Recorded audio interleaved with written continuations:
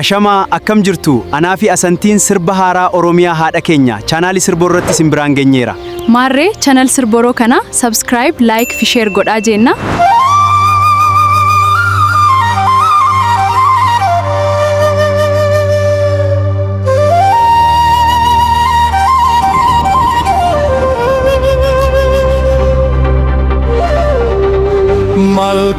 Malkarabni badase lafagabata samba mukadachin dese kanga diddu isa labba sanyi kullu lafa kandigni sahin madofne sena galutaf darbu kan foniyu indullo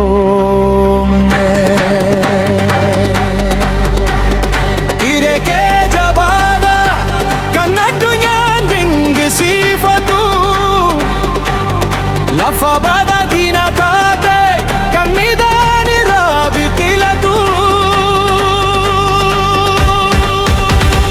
orafi burka jirenya gara laga fi bada Oromia hada Kenya omni kesa siwamna yeah hada Kenya Oromia sif jedu sirba Kenya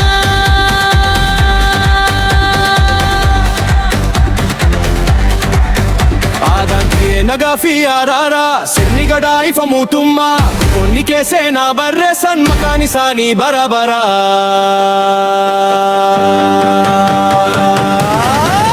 Oromia hada ko sif jedu sirba ko tokkuma si jala barabara si jalanana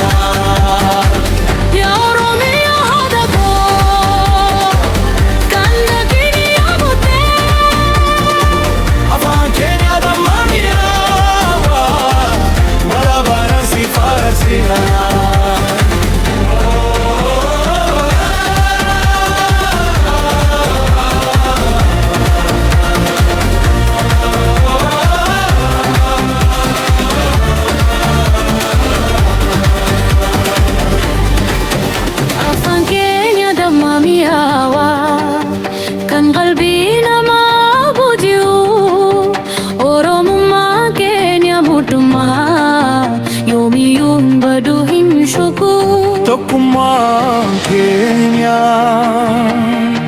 humna Kenya, dan Kenya, mootumma Kenya. Ore Kenya jabada, amya Kenya baredu, sena Kenya ifada. Boru Kenya ni milka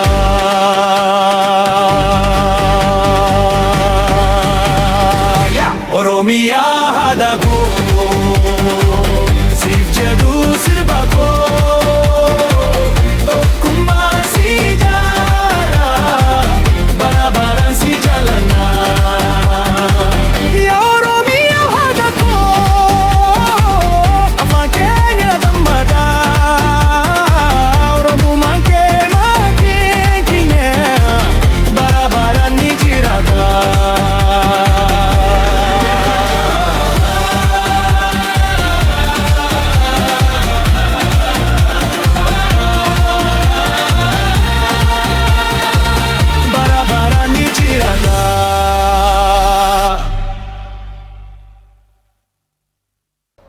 Ashama akkam jirtu anaa fi asantiin sirba haaraa Oromiyaa haadha keenya chaanaali sirboorratti isin biraan geenye maatii ta'a like fi share godha.